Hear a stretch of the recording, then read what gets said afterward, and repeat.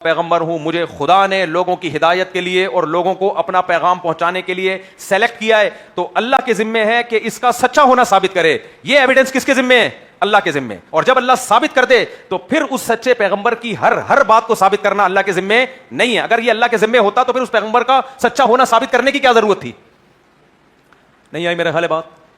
جنت کی حوریں اگر لیب میں نظر آنا ممکن ہوتا یا سائنس سے اس کا ثبوت ممکن ہوتا تو پھر پیغمبر کو بھیجنے کی ضرورت کیا تھی؟ اگر یہ کہ مرنے کے بعد کی زندگی ہے, قبر کا ثواب بھی ہے, قبر کا عذاب بھی ہے, آخرت میں جنت بھی ہے, آخرت میں جہنم بھی ہے, پل صراط بھی ہے, یہ چیزیں سائنسی ثبوت کے ساتھ اگر یہ ممکن ہوتی تو اللہ کہتا خود ہی ریسرچ کر کے تحقیق کر لو کہ جنت ہے یا نہیں ہے. مجھے اس پہ کسی کو پیغمبر بنانا اور اس پیغمبر کے برحق ہونے کے دلائل کے انبار لگا دینے کی ضرورت نہیں ہے. اس کی آسان مثال یہ ہے, وہی دوبارہ جمشید پہ آتے ہیں, اس کو پکڑ کے رکھیں, جمشید کو آخر تک جانے نہیں دینا. بہت ساری مثالوں کے لیے ہمیں فی الحال کیا چاہیے؟ جمشید چاہیے. اگر یہاں سے بیان میں جمشید نے اٹھنے کی کوشش کی کو بٹھا دیں. سمجھ آ رہی ہے بات؟ مثال کے طور پر میرے پاس کیمرے ہیں جس سے پتا چل رہا ہے کہ قتل کون کر رہا ہے. فار ایگزامپل جمشید کر رہا ہے, کیمرے ہیں, یہ ثبوت ہے میرے پاس, اتنے واضح ثبوت ہیں کہ جو جج ہے نا وہ اتنا بڑا کمپیوٹر سائنس کا انجینئر ہے, اس کو پتا ہے کہ اے آئی جنریٹڈ ویڈیو کیا ہوتی ہے اور اوریجنل کیا ہوتی ہے. وہ دیکھ کے اس کو پتا چل گیا بھائی یہ 2 اور 2 4 کی طرح ہے. اب وہ آپ سے نہیں کہے گا کہ گواہ پیش کرو, کہے گا بھائی یہ اتنا واضح ثبوت ہے. یہ اور آسان مثال, جمشید نے خود اقرار کر لیا کہ ہاں جی میں نے مارا ہے. اب جب یہ دلیل سے ایک دفعہ ثابت ہو گیا, کیونکہ اقرار سے بھی جرم ثابت ہوتا ہے, ثابت ہو گیا, اب جج مدعی سے گواہ مانگے گا؟ اب ضرورت نہیں ہے.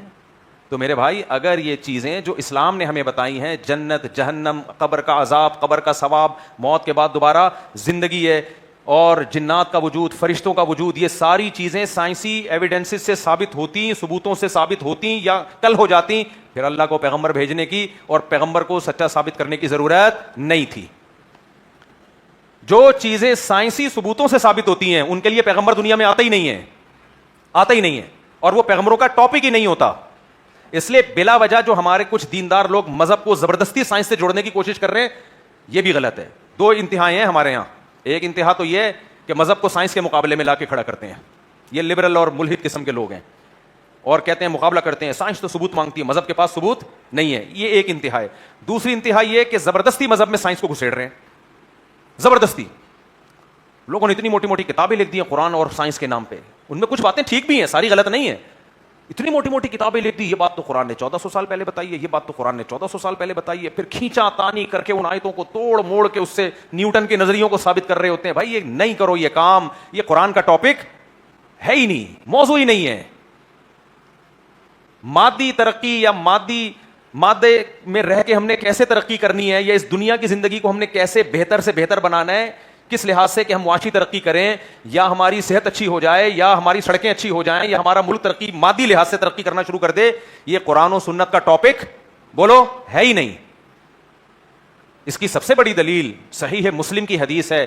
نبی کریم صلی اللہ علیہ وسلم جب مدینہ ہجرت کر کے گئے, آپ صلی اللہ علیہ وسلم نے صحابہ سے فرمایا کہ تعبیر نخل مت کرو. صحابہ کیا کرتے تھے؟ نر کھجوروں کے پھولوں کو مادہ کھجوروں کے پھولوں پہ چھڑکاتے تھے. آج بھی آپ سکھر میں جائیں تو ایک نر درخت ہوتا ہے, باقی سارے مادہ درخت ہوتی ہیں, تو وہ نر کے بھور لے کے مادہ درختوں پہ ڈالتے ہیں, اس سے کھجور بہت زیادہ پیدا ہوتی ہے. صحیح مسلم کی حدیث ہے, نبی کریم صلی اللہ علیہ وسلم نے منع کیا, یہ مت کرو. جن صحابی کو کہا انہوں نے نہیں کیا, پیداوار دھڑام سے کم ہو گئی. وہ آئے نبی کریم صلی اللہ علیہ وسلم کے پاس, یا رسول اللہ آپ نے کہا تھا مت کرو, میں نے نہیں کیا, میری تو کھجوروں کی پیداوار کم ہو گئی.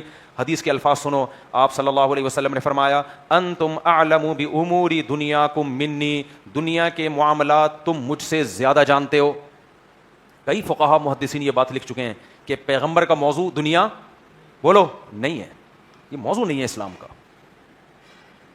تبھی جو لوگ مولویوں سے میڈیکل سائنس کی باتیں پوچھ رہے ہوتے ہیں نا, پھر مجھے لگتا ہے کہ یار مولویوں سے حلال حرام پوچھو. آپ کہہ سکتے ہو پھر میں میڈیکل سائنس کی باتیں کیوں بتاتا ہوں, وہ ڈاکٹروں سے ہی سن کے بتا رہا ہوتا ہوں میں. ہاں کچھ چیزیں طب کی حدیثوں میں ہیں, بہت مختصر سی, جنرلی کچھ اصول ہیں, لیکن یہ ٹاپک نہیں ہے, یہ ٹاپک نہیں ہے اسلام کا. سمجھ میں آ رہی ہے بات کہ نہیں آ رہی ہے؟ تو نبی نے کیا فرمایا ان صحابی سے, انتم اعلم بامور دنیاکم منی, فرمایا تم اپنے دنیا کے معاملات مجھ سے زیادہ جانتے ہو. پھر آپ نے فرمایا اس لیے میں اگر تمہیں دنیا کے معاملات میں کسی بات کا حکم دوں, کوئی مشورہ دوں, تو تم زیادہ بہتر جانتے ہو, تمہاری مرضی, اس مشورے پر عمل کرو یا مشورے پر عمل نہ کرو. اور اگر جب میں دین کے بارے میں کسی بات کا حکم دوں تو تمہیں کرنا پڑے گا, وہ حدیث کا مفہوم وہ کرنا پڑے گا, کیونکہ وہ کس کا پیغام ہے؟ اللہ کا پیغام. حضرت بریرہ رضی اللہ تعالی عنہا, دنیا کے معاملات کی ایک اور مثال. اسلام میں حکم یہ ہے کہ جب کوئی عورت باندی ہوتی ہے, اب تو باندیوں کا رواج ختم ہو گیا, باندی کا نکاح اگر کسی مرد سے کر دیا جائے تو باندی کو اختیار نہیں ہوتا, اس کے آقا کو اختیار ہوتا ہے. باندی کی رائے کا اس میں دخل نہیں ہے, کیونکہ وہ تو ویسے ہی یعنی آقا اس کا مالک ہے, اس نے اپنی مرضی سے نکاح کر دیا. اب جب باندی آزاد ہوگی نا, تو شریعت باندی کو رائٹ دیتی ہے کہ تم آزاد عورتوں میں آ گئی ہو تو تمہارے پاس یہ رائٹ ہے کہ تم اپنے میاں کا نکاح باقی رکھو یا اس کو مسترد کر دو, کیونکہ جب نکاح کیا گیا تھا تم سے پوچھا نہیں گیا تھا, اس وقت تمہاری رضا کا رائے نہیں لی گئی تھی, لیکن اب تم آزاد ہو رہی, تمہارے پاس رائٹ ہے. حضرت بریرہ کو جیسے ہی آزاد کیا نا, حضرت بریرہ نے سب سے پہلے اپنا نکاح ختم کیا. ٹھیک ہے نا, مجھے یہ ہسبینڈ نامنظور. اس سے بھی پتہ چلتا ہے کہ عدالتی خلا کی کوئی حیثیت نہیں ہے اسلام میں, اس لیے کہ عورت جب آزاد ہو رہی ہے تو پھر اس کے پاس نکاح کا اختیار آ رہا ہے. اگر یہ ہر وقت اختیار ہوتا کہ کورٹ میں جا کے جب چاہے نکاح ختم کرا لے, تو پھر باندی اور غیر باندی میں فرق حدیثوں میں کیوں آتا ہے؟ سمجھ میں آ رہی ہے بات؟ تو آزاد ہو رہی ہے باندی, اس کے بعد یہ رائٹ ہے باندی کے پاس. تو باندی نے کہا, نبی کریم صلی اللہ علیہ وسلم نے حضرت بریرہ سے کہا, اچھا ان کے شوہر اتنی محبت کرتے تھے اپنی زوجہ سے کہ بہت زیادہ بیچارے بے چین ہو گئے. نبی نے جب دیکھا حضرت بریرہ کی ان کے شوہر کی یہ حالت, تو حضرت بریرہ سے کہا کہ تم اپنے شوہر سے نکاح کر لو. تو حضرت بریرہ نے کہا, یا رسول اللہ, یہ آپ کا حکم ہے یا آپ کا مشورہ؟ اب یہ دنیاوی معاملہ ہے نا. تو نبی نے فرمایا مشورہ ہے, حکم نہیں ہے. انہوں نے فرمایا میں نہیں اس مشورے پر عمل کرتی. اب جو ان کے شوہر تھے نا, وہ اتنے بیچارے بیوی کے عشق میں مبتلا تھے, ایکس وائف, کہ وہ خاک ڈالتے پھرتے تھے مدینہ کی گلیوں میں, روتے پھرتے تھے گلیوں میں, آنسو بہ رہے ہوتے تھے ان کے. لیکن حضرت بریرہ پہ ذرہ برابر بھی اس کا اثر بولو نہیں ہو. نبی کریم صلی اللہ علیہ وسلم تعجب سے فرماتے کہ دیکھو ان کے شوہر کا اپنی بیوی سے عشق دیکھو اور بریرہ کی نفرت دیکھو, یعنی دونوں اپنے انتہا پہ پہنچی ہوئی ہیں, ادھر عشق بھی انتہا پر اور ادھر نفرت انتہا پہ. لیکن نبی نے حضرت بریرہ کو پھر بھی آرڈر نہیں دیا ہے. اسی وجہ سے آرڈر نہیں دیا. اس سے ایک اور بات سے بات نکلتی ہے, تو اب کیا کروں گا. پیغمبر ایک امتی خاتون کو زبردستی شادی نہیں کرا رہے کہ بھائی ان کو نہیں پسند تو کیوں میں زبردستی کراؤں. اور آج باپ اپنی بیٹی کے نہ چاہتے ہوئے زبردستی ایک میاں تھوپ دیتا ہے کہ نہیں تھوپ دیتا اس کے سر پہ. حالانکہ نبی کی ولایت تو بہت پاورفل ہے. اس سے میں یہ بھی پتا چلتا ہے بھائی, نبی جب دیکھ رہے ہیں کہ حضرت بریرہ نہیں چاہ رہی تو زبردستی ان کو آرڈر نہیں دیا. تو باپ کو بھی چاہیے جب بیٹی کہیں شادی نہیں چاہ رہی, زبردستی اپنے بھانجے بھتیجے اس کو پہنانے کی کوشش بولو نہ کرے. اس کو غیرت کا مسئلہ بنایا ہوا ہے. اس کی بھی رضا ہے بھائی, اس کی بھی چاہت ہے. ہاں چرسی ہیروئنچی سے کر رہی ہو پھر آپ سختی کرو.